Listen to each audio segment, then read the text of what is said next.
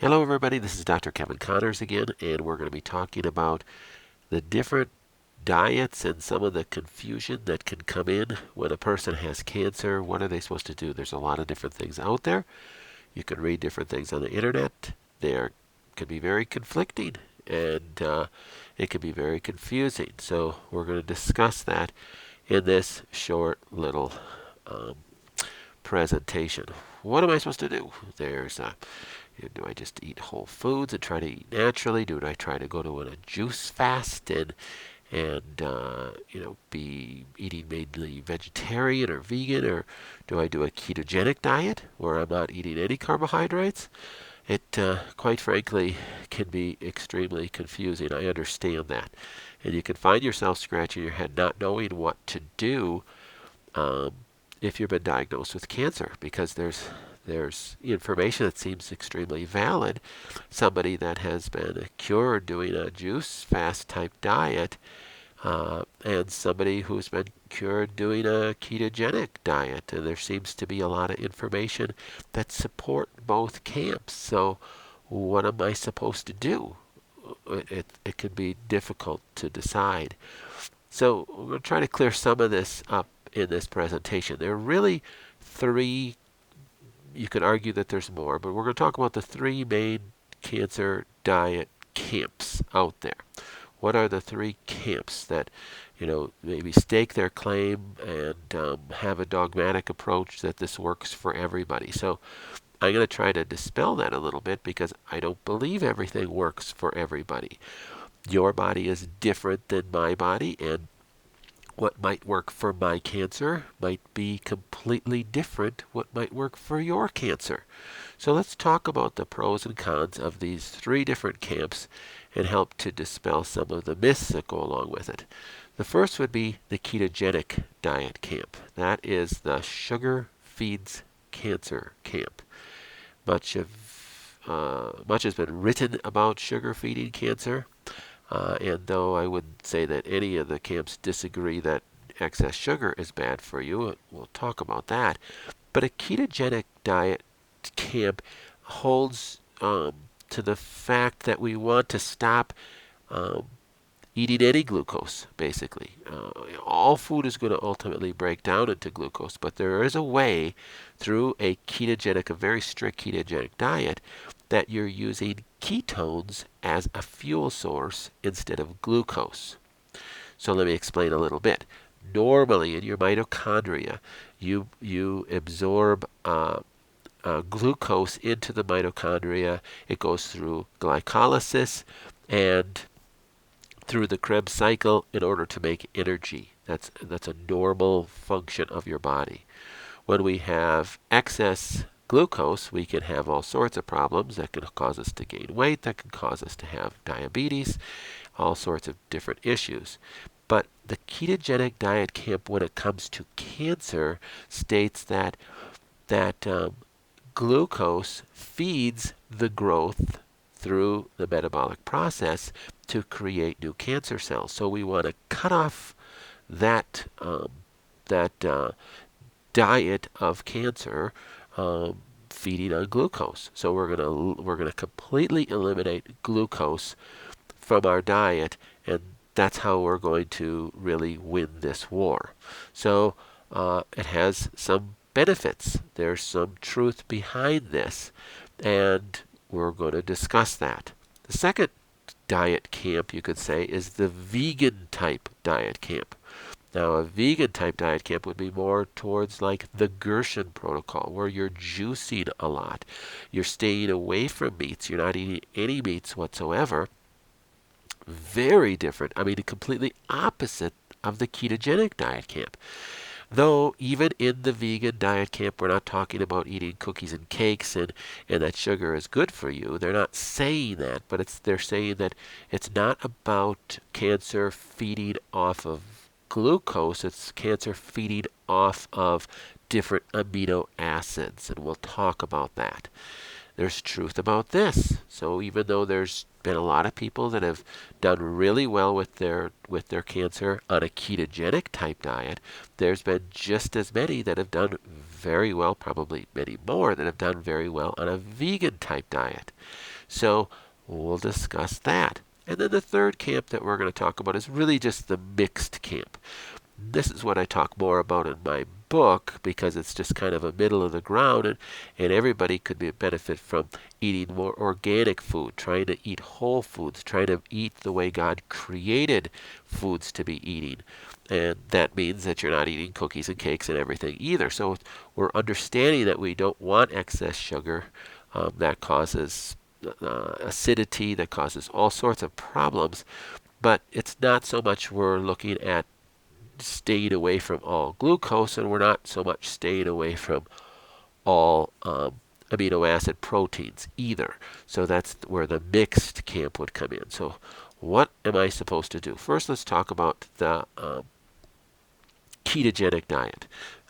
This is where it gets confusing because I got cancer. Which one am I supposed to pick?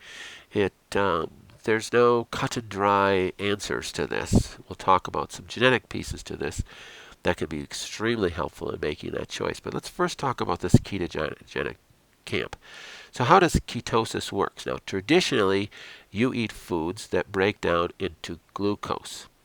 It's not just carbohydrates that break down to glucose. Understand that even proteins will break down into glucose eventually.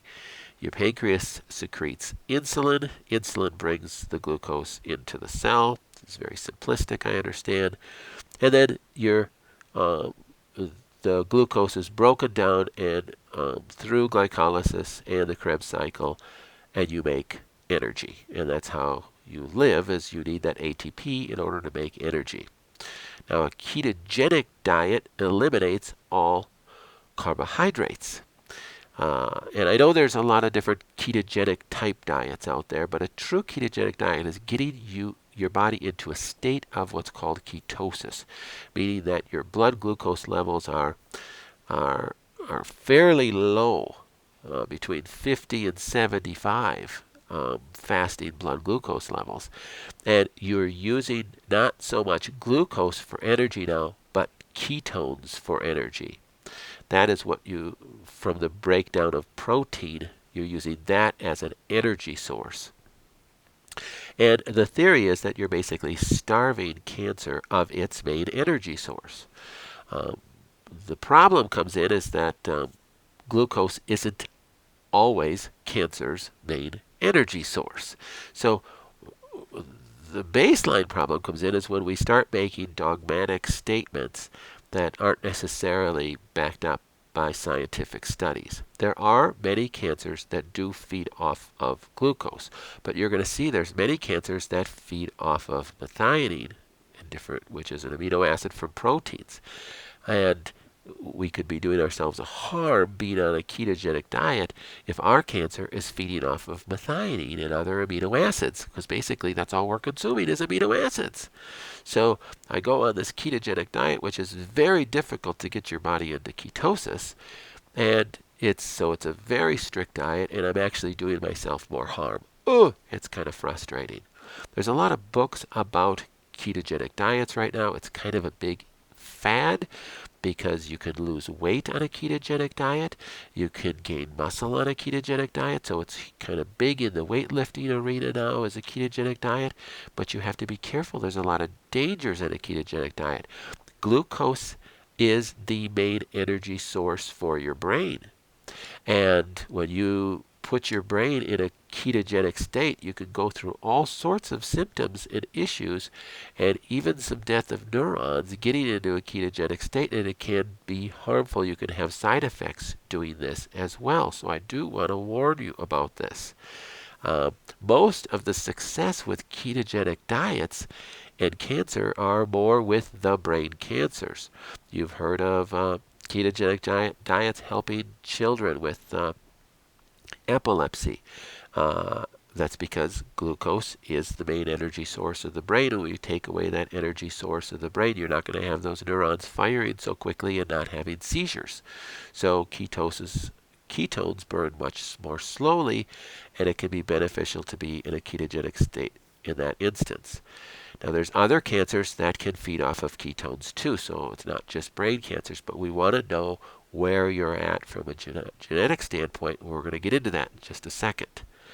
It's hard also, a difficult thing about a ketogenic diet, it's difficult to get into a state of ketosis. Many things you'll read is you just take a urine sample test and you can measure your ketones with a urine dipstick, but that doesn't mean, just because you're spilling ketones in your urine, doesn't mean you're in a true ketogenic state. It gets more difficult than that. Matter of fact, it is almost impossible to get in a ketogenic state without initially fasting. You have to fast for 3 to 5 days at least. That's just on a strict water fast, no food, to get into a ketogenic state. Now, that's difficult for many patients with cancer that may be looking at dietary solutions when they're now in a stage 4 and they have already lost a lot of weight, and they might have some cachexia going on, where some muscle wasting going on, and going on a 4 to 5 to 6, 7 day fast might not be the best recommendation for them. So that can be difficult. If you truly want to go into a ketogenic diet, you have to measure your blood ketones and measure those compared to, there's a ratio that you go by with your blood glucose level. So it's a little bit trickier and more difficult to get in a ketogenic state than you think. It's all doable, so I'm not trying to shy away from this, but there's some things that we want to know about this. Also, there is a genetic connection with this. Ketogenic diet is going to be a diet that is consuming an enormous amount of meat and fat. So what does meat have in it? Meat has proteins. You're eating a lot of proteins and fat. What do proteins have in it? Proteins are made up of amino acids. This is just a clip from your methionine cycle that you're seeing on here. And in the center of that clip, you see SAM. Now, SAM is your main methyltransferase in your body, and SAM is your methyl donor to many different cells. It helps you reproduce new cells. That's good, but in a state of cancer, there can be some issues with that. Right before SAM is that circled MAT. So that MAT is actually a family of genes. There's a number of genes in that family, and it converts methionine. See that going backwards on the left-hand side of that little picture right there? Methionine. Methionine comes from, this is the whole methionine cycle. It comes from the folate pathway, creates methionine. You also get methionine when you eat proteins. So you have increased methionine when you eat proteins. If you have defects in that MAT gene, you can have excess methionine. Also, if you're eating just tons of protein, you can have excess methionine. Well, that could be a bad thing for people that are trying to do a ketogenic diet for their cancer, because methionine can feed certain cancers. So the only reason why a person would do a ketogenic diet for cancer is they're coming from the belief that their cancer is being fed by glucose. When you do a ketogenic diet, you're raising your methionine levels. If you also have genetic SNP defects in your MAT gene family, you're going to have excess methionine.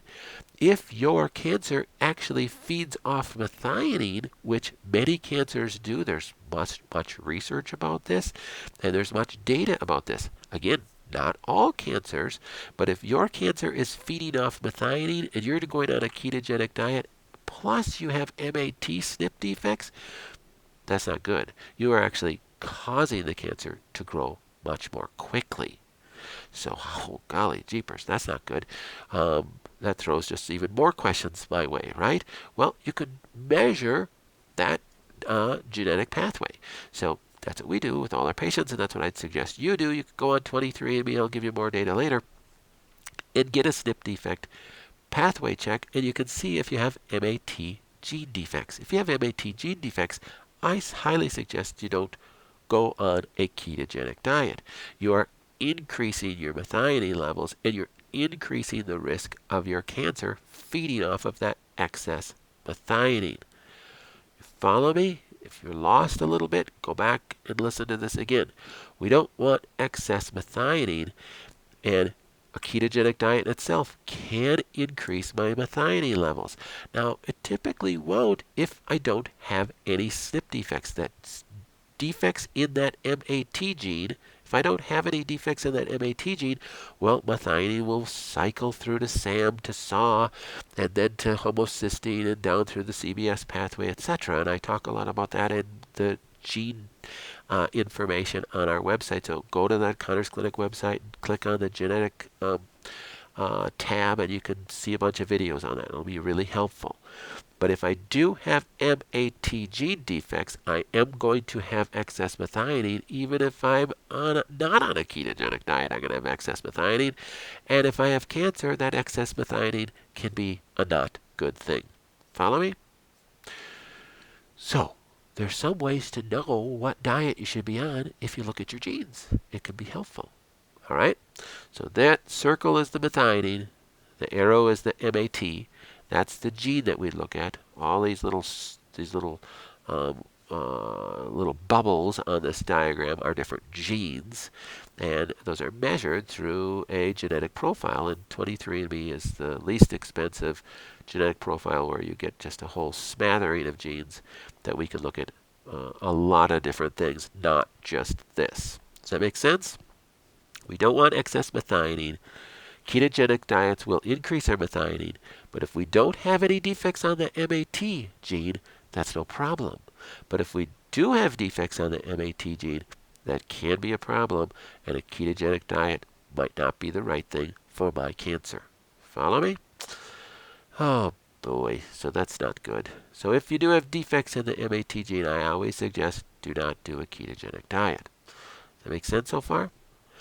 Okay, take a deep breath. We're now on to the vegan camp. So we went over the ketogenic diet camp briefly, and I'll probably make some more videos in detail about that. Second is the vegan camp.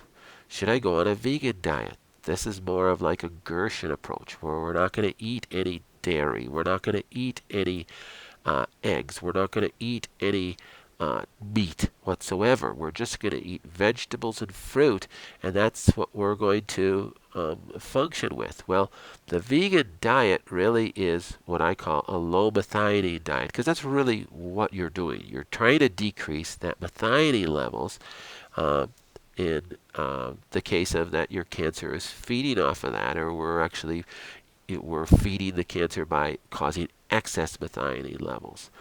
Now, in this diet camp, you are not worried so much about the carbohydrates. You're worried more about the methionine-rich foods that you're consuming that is causing a fuel for the cancer. So, though you're still not eating cookies and cakes and stuff like that, but you're really looking at what foods have the most methionine in them. Well, meats and proteins and things like that, and dairy things mainly have the greatest amount of methionine. So this is really what I said, like a vegan type diet. Now we realize that you do need some protein, and this diet does lend towards that. So in general, this is our low methionine diet. I just clipped this off of our handout that we use our patients. It consists of diet eating really 80% fruit, and we're not talking about juice, we're talking about whole fruit, and 20% vegetables, limiting our greens, but mainly vegetables. You need to stay under 2 milligrams per kilogram of body weight of methionine. That's a 1 pound equals 0.45 kilograms. So if you weigh 100 pounds, you need to limit your methionine to about 45 milligrams a day. If you weigh 200 pounds, about 90 milligrams per day of methionine. And there's some charts that we give on how many milligrams of methionine are in these different things. We want to limit fat intake to no more than 5% of our total calories. So again, we're eating just a ton of fruit and vegetables. That's really mainly what your diet consists of on a low methionine diet. If you're at weight, your weight that you want to be at, or if you're a little overweight, you could lose a little pounds, we tend to put people on a 21-day on this diet and then go off 7 days. And we give some details on how to go off. You don't go off and eat steak, while you're off, but you don't so much worry about all the medium methionine containing foods when you're on your off days. If you're underweight, we don't want you to lose weight because protein can help keep weight on. So we go 10 days on and then 4 days off. So now, again, on this diet, boy, I'm eating tons of sugar. 80% fruit. My gosh, I must be just feeding the cancer. Well, understand that it is sugar in the form of the way God created it. It's within the whole fruit. So you're getting a ton of different fiber with that sugar so that you're able to process it, and it's not just breaking down into just spilling glucose into your body as well. But in a low methionine diet, we're not so worried about sugar feeding the cancer. We're worried about methionine feeding the cancer. Does that make sense? So you can see these are very different, very opposite type diets. Now the third diet is really the mixed camp. So it's not so much that methionine is causing all my problems, and it's not so much this excess glucose is causing my problems. It's trying to eat a mixed camp diet, trying to eat whole foods. This is the one I really talk about in my book, but it's trying to eat the way God created it. Because the truth is, diet doesn't always drive cancer. So we can't be so dogmatic. I've talked to oncologists that say, "Oh, diet makes no difference whatsoever." Well, that's absolutely ridiculous. Okay, what year are you taking your information from? But we also could go the other way. That diet is everything, and everything we just need to change our diet. Well, I'm sorry, but there's toxins, there's chemicals, there's vaccinations that you're exposed to, drugs that you're exposed to, all sorts of different things that have driven your cancer up to this point. Diet is important. I'm not taking that away, but many people's diet is not driven by glucose, nor is it driven by methionine. So many people I put, after testing them, on just this mixed camp diet. Trying to eat whole foods, limiting your meat, limiting your carbs, and just having a good balanced diet. So you want to know where you fit in this. All three of these diets can be difficult depending on where you're coming from, but there's some hints that go along with what I should be in. Now again, the mixed camp is the one I really talk about in my book. And you can read about that. It's a free download off my website if you haven't downloaded that yet. But I realize this can cause just more confusion. What am I supposed to do? I always suggest you do some genetic testing. So we do genetic testing on all of our patients now. The easiest one to run is the 23andMe. It's a saliva test. They'll send you a kit. You spit in this thing. You send it back post-paid. They'll create a portal on their website, and they'll send you all the information. And if you're my patient, you're going to contact me. Give me the raw data that we can download, and we can go over this, because there's genetic components that hint towards what diet you should be on. Even if you don't have cancer, there's genetic components that hint towards what diet you should be on. And I understand if this is all new to you, make sure you go on our website and go on the genetic tab and watch some of my videos. It'll help you understand what we're looking for when we're going over a genetic profile.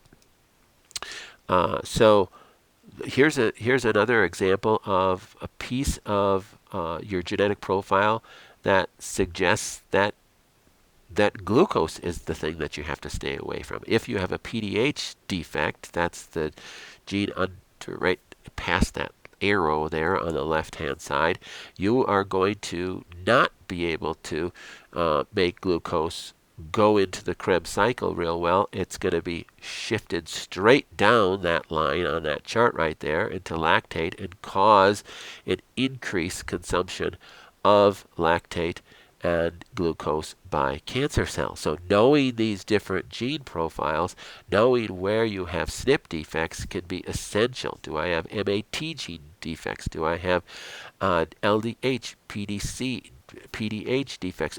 We'll measure all of those and see where we're at, and it'll help us, more information about where you should be as far as diet and what's feeding it. So even if you aren't my patient, we can still do the genetic profile, and I can still do over the phone a genetic consultation with you. So go to our website and look at first steps, and it gives you the prices for all that too. So we just want to help as many people as we can. So what am I supposed to do? So what are some practical steps? What are my take-homes from this? I suggest you run the gene profile. If the gene profile is only $200, it is the best $200 you'll ever spend. It's just a salivary test. You just spit in this little tube. You do it at home. You send it in. It takes 3, 4, 5 weeks to get that back. And then contact me and we'll go over that gene test with you. Before that, make sure you monitor your diet. Be wise. Eat the way God made it. Stop eating prepared foods. Stop eating, chemicals, and stay away from pesticides.